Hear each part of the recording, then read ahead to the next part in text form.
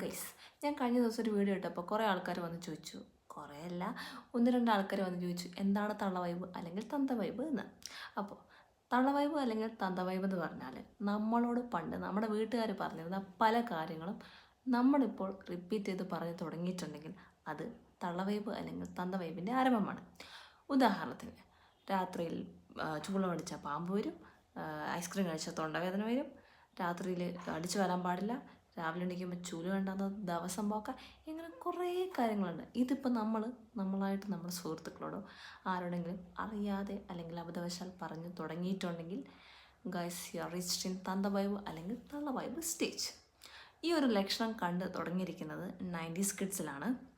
അപ്പോൾ നമ്മൾ പറയും, ഞാൻ കല്യാണം കഴിച്ചിട്ടില്ല, എനിക്ക് കുട്ടികളൊന്നും ആയിട്ടില്ല. അതിലൊന്നും കാര്യമില്ല, നിങ്ങൾക്ക് വയസ്സായി.